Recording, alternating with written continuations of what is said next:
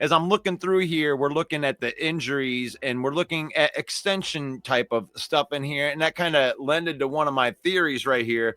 Like the difference between Howie Roseman and Brad Holmes, I always think it's an unfair comparison right now because Brad Holmes isn't done yet. Because it's like, I know that people want him to go all in, but in my mind, it really just hit me in the face the other day where it's like, it's very obvious that Brad Holmes wants to extend 2021, 2022, and 2023, the most that he can before he goes out there on the shopping sprees and just throw draft picks at everything before he gets that. Jack Campbell, Brian Branch, Jahmyr Gibbs, Sam Laporta, and Malcolm Rodriguez, I believe, are going to get extensions because the cap is fake, and Howie Roseman has proven that, and that they will sign all 5 of those guys, and that the whole idea of which ones are Brad gonna choose between Sam, he's signing all of them. Every single one of them will get signed, and Brad Holmes, once he gets that done, everyone's going to be on the, oh, wow, how did he do that? But I think that is the reason you don't see him going out and spending 3rd-round picks and 2 first-round picks and bringing somebody from the outside in because we love our inside guys. Is that a mistake? I'm of the opinion you got to use all the tools possible and then some to build your team. I just don't see how hard it is to win a Super Bowl. Remember, Dan Campbell in 2023 stood up there and said, guys, this might be our only chance. This might have been the shot with this group because he knew the salary cap, all the players they got to pay, how hard it is. Everybody's getting better. Everybody's quarterback is now going to be like Jared Goff or like Lamar Jackson. They're going to be super athletic. And you're going to build in the trenches. The formula is kind of there. So it's tougher and tougher in your own division. So I believe you need all the tools. You need to be aggressive in free agency, aggressive in the draft, aggressive at the trade deadline, aggressive with the salary cap. And the Lions in free agency and externally, and it's not without a lack of trying, they just haven't been as good. Cam saw there's more whiffs in the external than in the drafts. So here's the part that we have to put on the table honestly. Brad Holmes is an elite scout. He can look at young talent and say, I can psychologically profile him. I can know if he loves football, if he's going to handle grit, if he's going to be somebody that loves tough coaching. Can he fit in our system? So that's the player they want. They want somebody they can mold into the system that will work hard, love being coached, love being called out publicly. Doesn't matter. They want to get better and they want to compete and they can handle the ups and downs of the crazy life in the NFL. That's fine. That's the foundation. That's the foundational piece. That's the core, the wood, that's the body frame of the wrestler. This is good. We like that. We want our wrestlers, and Russell, wrestling is probably the best analogy I can always use to talk sports. The Lions with Brad Holmes, they like the 6'3" ripped guy that has the part. Now, the next step is teach them how to get in the ring. They know how to work. Now, the next step is they also got to sell tickets. They also got to be, when they get the championship, they got to be able to sell the tickets and sign and grind and go to all the interviews and do all the podcasts and keep it going. You can't just get to the title and then fall off. With the Lions is they've kind of missing the little stuff, the selling of the business. They're missing the in-ring promo work. They're missing the finer points, the little bit of psychology that you need in the ring to get yourself over more, the ability to get people in. They're missing the final 2 points, which is when they look around the league, they're not finding the guys that are coming in here consistently to help the team win. There's been some good ones. DJ Reader's been great. We give him credit. There's been some good acquisitions, but you just look at DJ Reed, unfortunately gets hurt. You get a bunch of these guys that externally, it's tougher to go out and see somebody that's been programmed somewhere else to come in here. But I feel like you need to hit more. I'm not saying it's going to be perfect. I'm not saying it's going to be absolutely, you target this guy, it's going to be great. But I feel like externally this year, you cannot go through the trade deadline, not get your team another offensive lineman. You cannot go and not be a little bit more aggressive when you have an offense. And so what I said on a podcast that recently got a bunch of nonsensical attention and people hyper-focused on the player. But listen, Brad Holmes is aggressive in the draft. Let's just say 1 or 2 first-round picks. If you pick any offensive weapon available in the league, you could have went and probably made an offer. They're not willing to kind of forego their little formula to kind of move outside the box. So right now, I'm looking at a football team that is really good, really solid, and it's like a Batista. Has the look, has all the tools you would want, but Batista's not Cody Rhodes. Batista's not Brock Lesnar. Batista is a guy that just missed that final piece, which was the in-ring work, the selling, the complete package, the ability to remember a promo and exude it. So the Lions are missing that one final piece to get better, which is aggression externally. And if they master it, if they start hitting on guys outside the organization in free agency and trades, if they hit, we're not talking 1 Super Bowl, we're talking 2 or 3. Yeah, and I wanted to retort on that a little bit. And the thing is like they're playing the long game, and an impatient. This is an impatient business. Like everybody wants it. Like what just happened last week. We were just not Super Bowl contenders. Fire everybody to everybody's feeling good because we just won the big game. But when you're playing the long game, it can be scrutinized over that. And he hasn't finished making his first move. And this is something I want to preface out there. And this is my opinion, but he has not finished his first move. I think his first move was to draft for 3 years and to make as many of those guys core players. So if you notice, all of the guys that have been extended are extended through 2030. They obviously want these guys they're opening up the window for that long. They want to do that with Jack Campbell. They want to do that with Brian Branch. I have no idea how much they're going to make. They'll make the top level at their position. That's just what it is. They're not going to get hometown discounts or anything like that, what everybody thinks. They're going to get top level contracts for all those guys, Jahmyr Gibbs, Sam Laporta, all of those guys. And if Brad Holmes can fit all of those contracts within this salary cap, and then he will have the opportunity to start doing the Howie Roseman stuff because he has his foundation set. I think it's very, very, very important that Brad Holmes makes sure that these core guys get. Now, does that mean that he hates trades or he hates all these people from the outside? He just doesn't trust them as much. Right. And also too, let's be realistic, Russell, too. You can't come out and publicly say it, but you got a young offensive line. You just lost Frank Ragnow. You're not going to truly believe Brad Holmes is not, a fanboy. He's realistic. He believes the team is Super Bowl caliber, but not locked down enough to trade those assets. But it's fine. I get it. But I think the Lions, in my opinion, could be very, very close. And I'm willing to take that gamble. You know what I mean? Because if you're an elite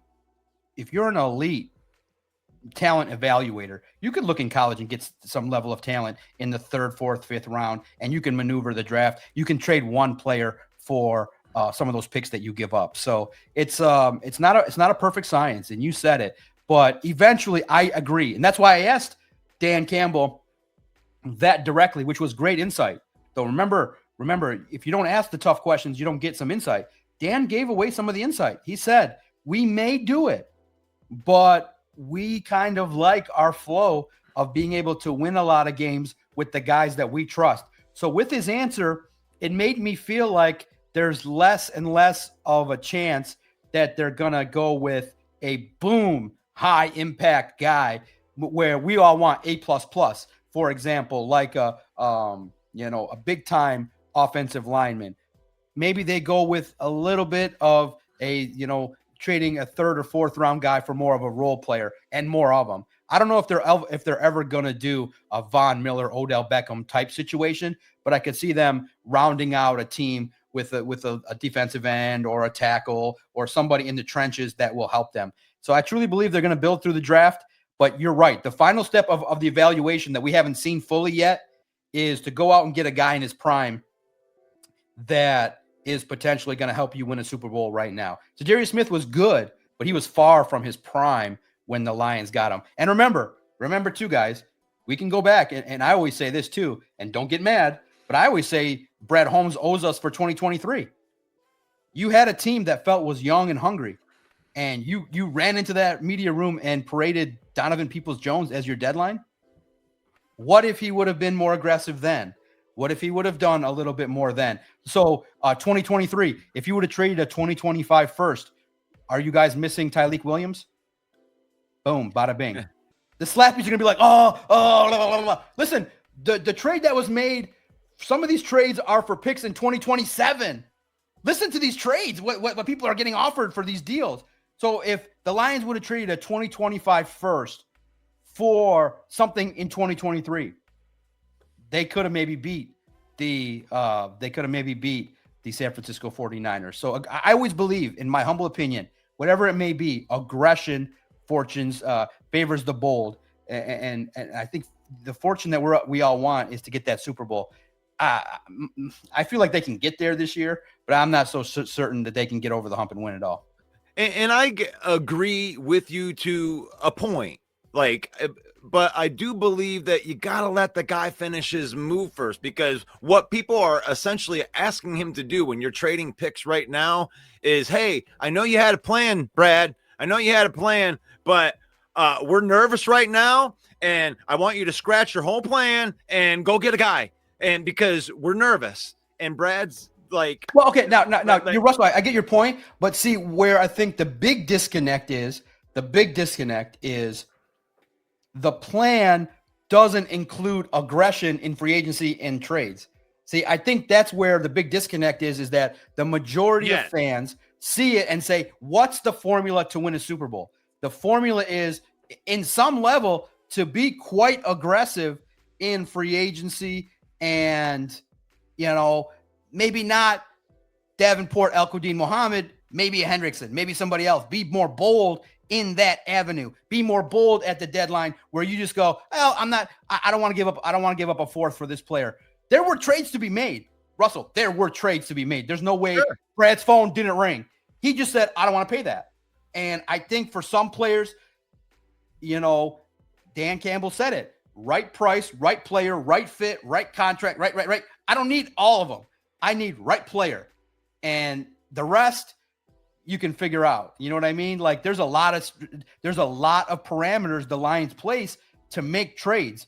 And to this point, the fan base is right now, having seen the Tigers go through the exact same thing. And we just think that as a fan base, for those that say be more willing to risk, I feel like the plan to win a Super Bowl should involve a level of aggression in free agency and in trades that should be part of the plan. That's the disagreement, is that the biggest thing that Brad Holmes can do to shut up this whole debate and stand up there and point the finger at Doc and say, you're wrong, is if he wins the Super Bowl this year with this roster without having made a trade.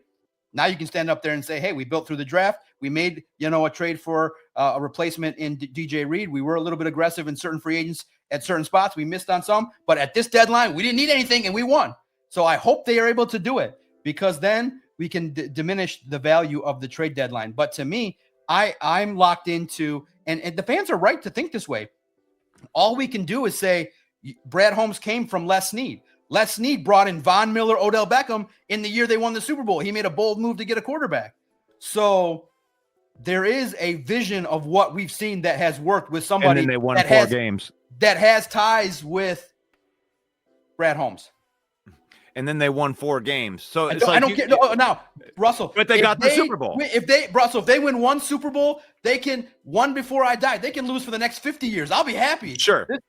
Dynasty is like fantasy land. Dynasty is like heaven. If they become a dynasty, now I don't want to ruffle feathers, but to get a dynasty, you got to have like a transcendental quarterback like a Mahomes. I feel like with a guy like with Jared Goff, you're looking at one at the zenith, in my opinion. We'll have to see, because the minute that you get one, because here's the thing. It's like if just they don't win just one. They win one Super Bowl, then the entire dynamic of this conversation shifts in 180 degrees in the other direction. Because if the Lions get one Super Bowl, then they hands down won the Stafford trade. Then they hands down, they got a better team. They go through and they win the Super Bowl. And that's the thing. Is like, that's a good thing, by the way. Is like, we are at the point right now where if I wanted to stand on this hill of no trades and no anything, there's no risk, no reward type of, and I want to stand on that hill, then I have to win the Super Bowl. I can't get to the third round. I can't lose in the first round. Like, I have to be 1 out of 32. And for you to be right, or somebody on the other side of that conversation, all I have to do is lose anywhere that isn't the Super Bowl, and then you win that. So I think it takes, and I'm not saying anything about you or anybody else on that, but I think it takes a lot more courage for me to stand on this foundation of what Brad is doing. Way more courage than to say, like, well, if they don't win the Super Bowl, then I'm right and you're wrong. I respect it. No, if Brad wins it this way, I respect it. It's a tougher road. It's a tougher road that we don't see too often in the league. And you're absolutely right. I'm not saying it's impossible. I'm saying I want to see more of an opportunity to get as close as possible. I also, too, there's nothing wrong with saying I don't want to go into the Super Bowl and have the whole NFL world pick the Bills against the Lions. I want to go in there as the favorite, as the big dog. You get a Hendrickson, you get a receiver, you get a tackle. I want them to say the Lions are the favorite. They're going to get all the attention. They're going to get all the love, and they got to go in there and win. I want them to be the Cowboys of the Super Bowl talk. 2 weeks of love for I feel like if the Lions get to the Super Bowl, I feel like, unless it's the Colts, maybe, I feel like the AFC squad is going to get a lot of love, and the Lions are going to get a lot of the little engine that could kind of mentality. I want to go in with my chest puffed up, with the best talent possible, with a team that I think can win it all. And I just feel like, and it's not like, we're that far apart in the thinking, is that you just want the best team possible. Sure. And I feel like there were maybe a couple players, at least a lineman, that could have been out there to help your team better than 4 practice squad guys. You went out and Brad, you could have let the practice squad guy at least get a call up, like at least a little bit of psychology. The guy that you brought us in the offensive line from the practice squad, you cut him. Like, we want an offensive lineman. Let him get a call up, like, oh, this guy's really good. Sell it a little bit. Oh, we just fell a little bit short. Something like you brought a guy in right away after the deadline and then you cut him. So, but don't you believe that it's just as much of a when you're playing cards, sometimes when they ask you, hey, do you want any cards? You might just be like, no, I'm feeling pretty good with my hand right here. That is a move. No move is a move, whether you guys want to call it that or not. Correct. Out there. And but no, Russ, to your point now, the blessing of you talking to me is I'm a all-world character. I definitely understand the game of poker. And this analogy that we have to make is the Lions fans are sitting in a tournament. They're sitting in 34th place. And they're sitting with a mid stack of chips, and they realize, okay, that the top place gets all the money. In these tournaments, when you buy into a no limit hold'em tournament, the money's in the top 4 places. So you can grind and cash and get 20th place and turn your $3,000 into $4,600. That's fine. You win money. You're happy. Everybody's happy. Eventually, at some point, you're not going to be dealt aces and kings and queens all the time. You're not going to have the premium cards. You're going to have to play 6-8 suited. And eventually, the board is going to be ace, jack, 4, and a guy's going to bet. Eventually, there's going to be a moment in that tournament where you realize, okay, it may be time for me to shove all those chips in and maybe hit a couple outer to win a pot, hit that flush draw and 2 overs. You got to be aggressive at some point and push it in. And maybe you're going to get called. Maybe you're going to get called with the 48% hand, but maybe that one time you push all in, that overcard hits, now you've double, tripled up. Now you can win the tournament. I think for Lions fans, there's only one place we're looking at. It's first. And That's it. That is it. There's no excuse. There's nothing. And I feel like most people feel like, okay, we're final table ready, but we're showing up to the final table 8th in chips. I'd rather show up to the final table. It's a perfect analogy, Russell. If there's a tournament going on and there's a final table, and the leader can have 40 million chips, and the 9th place guy starts the final table with 8 million chips. That's where the Lions are at. They're going to be in the playoffs. They're going to be in the final table, but they're starting the final table with 7 million chips. I want to show up like Mizrachi did this final table with all the chips in the world, sheer aggression, and just dominate. And Michael Mizrachi was betting some whack-ass cards and was hitting some craziness. If you watch that final table at the World Series of Poker, Mizrachi was dominant, aggressive, and the man took that to the final table at the World Series of Poker and was hitting cards left and right. It was crazy to watch. And that's the mentality that I have, in the willingness that you got to have. Sometimes you're going to go bust.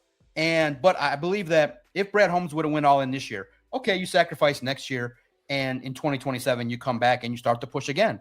So I always believe that if you're a good talent evaluator, you can. The draft's not going to end if you pushed all in this year. But Russell, does the draft end? They can stop. Do they stop drafting players if they pushed all in and failed this year? Does it stop? No, you get another draft next year. Sure. You get another chance the next year. So what bothers me the most is teams like the Rams.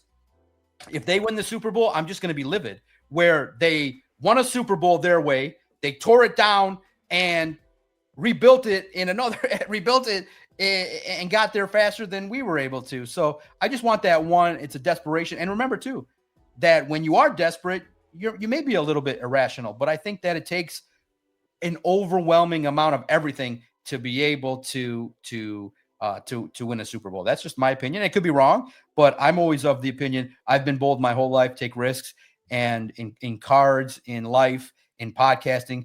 And I feel like that in football, there have been some teams that have been good, that have been rewarded for being aggressive.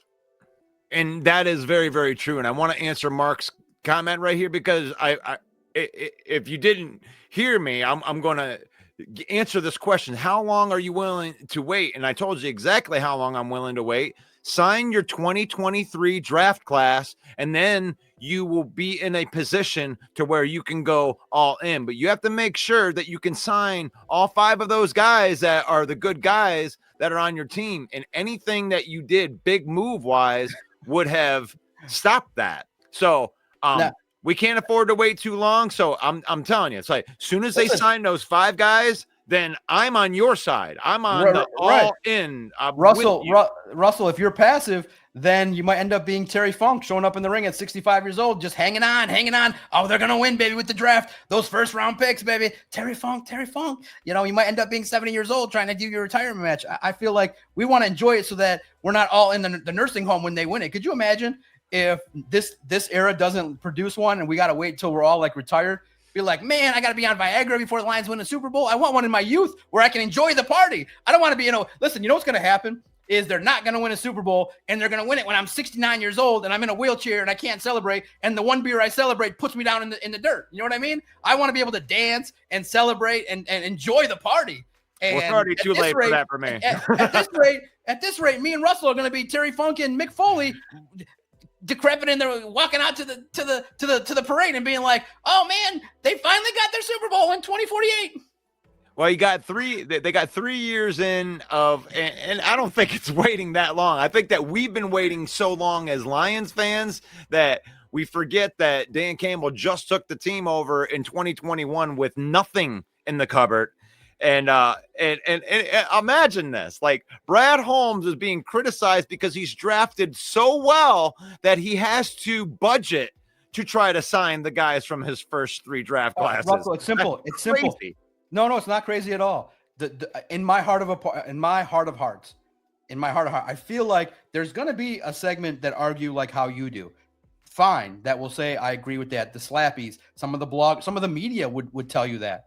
My heart of hearts, the way in which Detroiters are, they don't care about any of that. It's win a Super Bowl, and that's it. That's it. We don't care how you get there. We don't care what manner you did it. Just get that Super Bowl. And the belief truly is that if you just would have added a lineman that could provide some competition, it's better than nothing.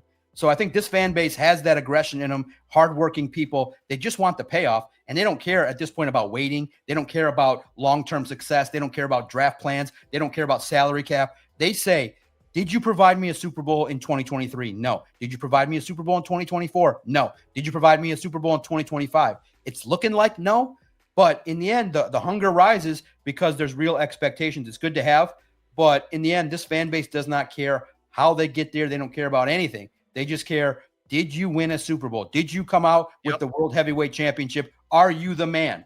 If you're not the man, then the rest is all go back to the drawing board and figure it out. This fan base is starving. Like, we're waiting for the opportunity. And in my opinion, they see the plan. They've seen the guy come from the place that used all the tools, free agency, bold trades, bold moves at the deadline, putting together the final pieces. They've seen the entire package put together from the guy that came here. His general manager did those things, and it luckily worked out. So for Brad Holmes, I just, in my humble opinion, I don't know if you can do it without being more aggressive at the deadline and at free agency. I could be wrong, but in the end, it's all the same bottom line.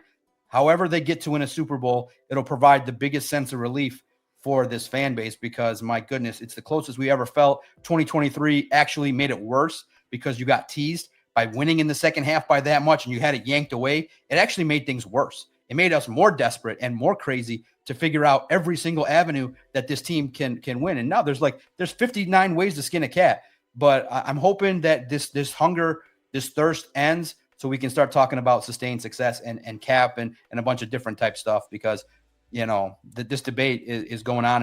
And every trade deadline, it's like Christmas. And every trade deadline for the last couple of years, you've kind of been getting, not like socks, but you've been getting like the $25 gift card to Target. And you're like, yeah, it's cool. But I kind of like the $1,000 gift card to the Apple store, homie. And I hope, in other way, and I hate this take right here where it's like, because I agree with my general manager that I don't want to win the Super Bowl. You guys got to be crazy. I wouldn't have a Lions podcast on here and coming on here every single day if I didn't want the Lions to win the Super Bowl. And I'm not dumb for thinking the way that I'm thinking, because the thing is, I think that Brad Holmes and the Lions are going to win the Super Bowl. We're going to be in the Super Bowl in February because of the moves that Brad Holmes did not make and believing in his own guys. And all of a sudden, when they win the Super Bowl in February, then everyone's going to turn the table talk. It's not going to be about, oh, Brad didn't make a move anymore. Everyone's going to be going, oh, we need to draft and develop. We don't need to go out at a trade deadline and waste all of our money and our draft capital to get these guys. Look at what Brad Holmes did. Look at what they did. They did it with Jared Goff. They did it by building a complete team. Everybody needs to be like that. That's already happening, by the way. People are already following the blueprints that Brad Holmes and Dan Campbell are doing. And you know what?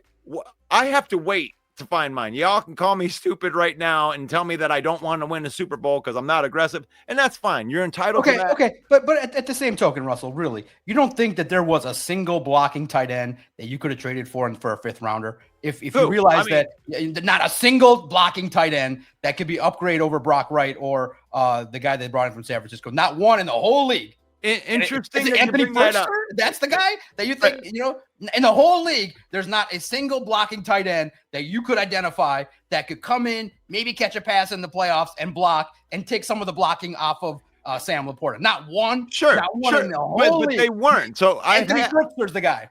I handled this conversation a couple weeks ago when we went through that, and I'll pose this question to you. It's like I live in reality of what was done. So out of the moves that were done, that were actually done, because I can't live in the Trey Hendrickson world because he didn't get traded. I can't live in the Max Crosby world because he didn't get traded, or that, and Myles Garrett, they didn't get traded. That's not realistic. That's Madden. So out of the players that were traded between Sauce Gardner, Quinnen Williams, and Micah Parsons, I mean, you could argue the Micah Parsons things. We can have that conversation, but we have to use players that were traded. An offensive lineman, as easy as it is to say, hey, we need an offensive lineman, we just need to trade for one. Teams don't give up offensive linemen, and I think there was only one that was done. So Russell, then if you do live in reality, Brad Holmes and Dan Campbell. Now, Brad Holmes didn't speak. He declined the right to respectfully come on my podcast. He was very nice about it. Dan said a couple things were brought up. So what that leads to me would be to interpret there were players that they would have wanted that they said could help the team upgrade. The issue is going to be the cost. The Lions have, just like Steve Yzerman. Steve Yzerman is a stickler. He ain't budging off a contract. No, come hell or high water. He told Dylan Larkin, you're making this. And Dylan Larkin's like, how about this? He's like, you're making this. And how about this? You're making this. And I can respect that. But to me, at all costs, I don't care about draft picks. Those are risky. Your first round pick in 2025 is playing 12 snaps. Brad Holmes has told you guys directly and has said it's getting harder and harder now for these picks to even make the team. It's getting hard. Look at it. Look at the 2024 class and 2025 class. They're not making a significant amount of impact across the board. So to me, you give up a third and you lose the trade, but you get a player that you feel is better. I do it. I think the issue that I'm seeing is the value. They don't want to trade a 4th rounder when they have it as a 5th round trade. They will not do it. I'm like, bro, it's 1 round. I think you can replace that 4th rounder and figure it out with advanced move to get those comp picks. I don't care about draft picks. I feel like you've done the job in the first phase with when you were drafting high and you drafted. Now you missed on some of those. Levi, Ifeatu Melifonwu. You missed on some guys when you drafted high, but you used the draft to get the team where it needed to be. 23, 24, 25 is when the attitude should have shifted to start to fill in with more high-end talent in free agency and trades. That's all. 2023, the move was simply made factually that Donovan Peoples-Jones was not the move to make to put you over the top. That was not the move. That could have been a year you pushed a little bit harder and sacrificed the entire 25 draft. Are you getting any impact from Isaac Tesla other than 2 catches? No. You're getting impact this year with 1 guy, Tate Ratledge. 1. The rest, Miles Frazier developing. Ahmed Hassanin was cut. The other guy is an IR guy. You're not getting impact from this draft at all. So if the Lions would have sacrificed the 2025 draft in 2023, I would have felt better about the plan in place. Draft at this time, you're drafting 30th in every round. Those picks mean squadoosh in the realm of what they got now. They're not going to make the team. They're not even battling out Roy Lopez. Tyreek Williams can't beat out Roy Lopez. So that's where is this love coming from? I get it. When you got the 2nd pick, okay, it's going to be hard to say F them picks. When you got the 25th pick in every round and you got to wait for all this talent to go off the board, and then you're going with best guy, best fit, best love, best this, best that, best that. Come on, man. You're missing out on some talent. You're missing out on some guys that you could have taken that maybe don't hit the, hey, he ain't a choir boy and he ain't going to be nice. He's going to stick us for some money.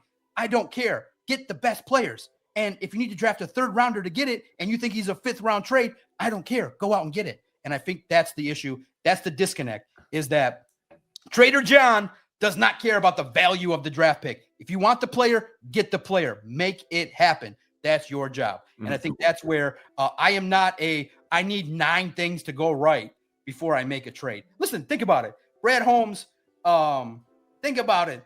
Brad Holmes said, it was the hardest thing I ever had to do all that research on Zadarius Smith. I had to go get his high school coach to tell me he was a good man. I had to go and see his 9th grade babysitter. And she said that one time there was an apple on the table and he could have stole it. He didn't steal it. I don't care if he stole the apple in 9th grade. He can sack the quarterback, go make the trade. He sacked the quarterback. You don't need all of that. You don't need to do a 9,000-word analysis to go trade for a 35-year-old. Like, come on. It's not that deep. You like the player, get the player, whatever it costs. If you traded a 2nd round pick for a guy that you thought was a 4th rounder, I don't care. If you want the player, get the player. And Brad Holmes makes it sound like trading is this monumental organizational shifting type thing. Brad, start with making trades and you can whiff on some. We'll be okay. Make some trades. And with some guys that are reasonably talented. And I think you did it with Zadarius Smith. I think Brad Holmes got so tired to trade for Zadarius Smith, he took the whole other year off. So I love this conversation and I love this comment right here. And this is what makes good sports media right here. When you got 2 takes that are out and they're good and they're legit takes, then that's why we have good football conversation on these shows. Absolutely. That's a great thing. And I love being able to move forward like that. And this is a beautiful thing. This is the reason why I can get the doc a half an hour longer than I'm supposed to get the doc, because we have good conversation on here. And absolutely. And listen, I do apologize, but holy cow. And this, I want you guys to know that's listening, what kind of person I am. And now Russell now knows it. I always tell Russell, 20, 30 minutes, but there's never going to be a time where I'm going to be like, oh, okay, I'm going to stick to that. If the conversation's great, I'll give you the time. I really do appreciate talking to guys like Russell, who openly will help me out and do things on the side to help out Detroit Lions on SI. So that's the nature of it. I'll be like, Russell, I think I got 20 minutes, 30 minutes, and then we're here for an hour and a half.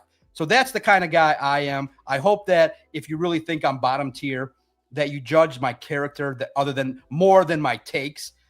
Takes come and go.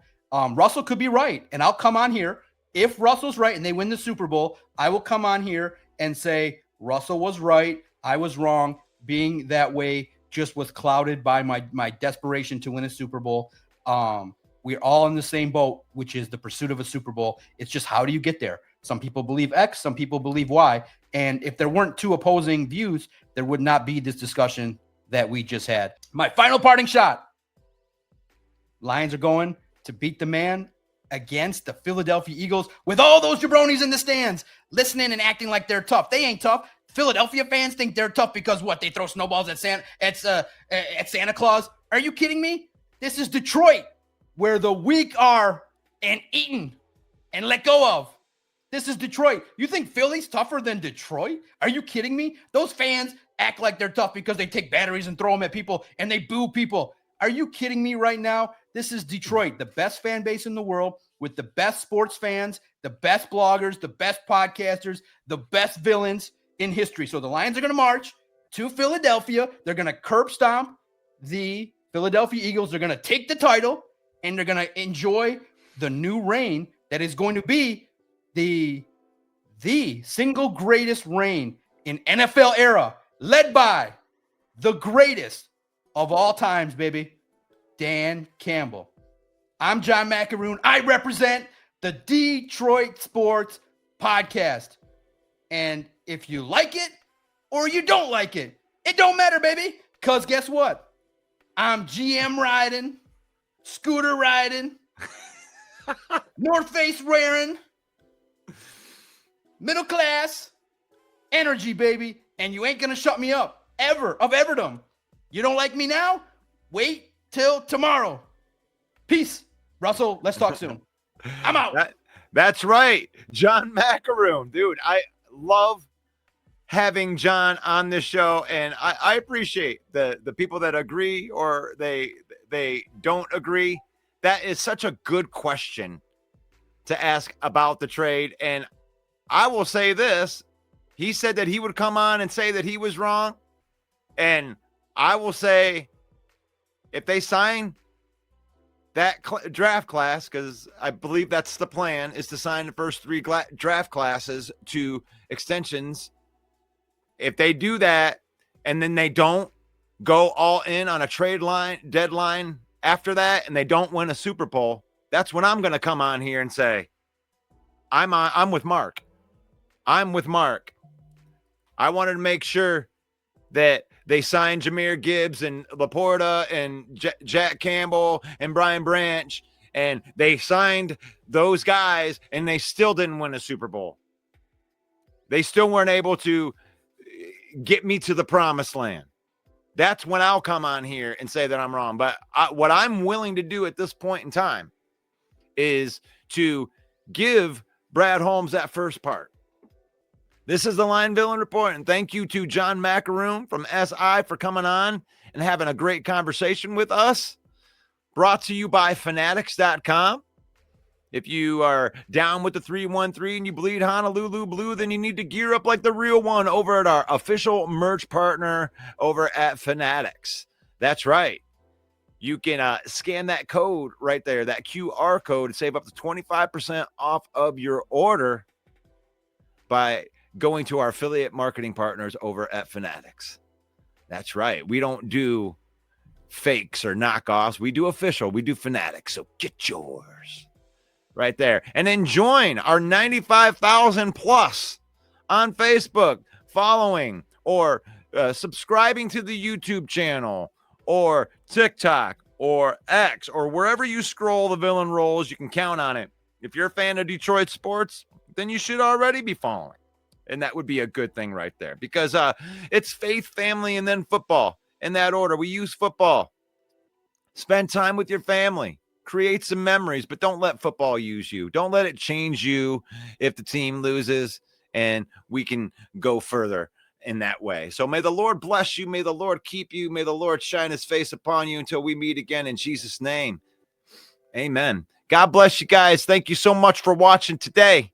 With that being said, peace out. See you in the next one. Okay, Brad, this is what we're doing now.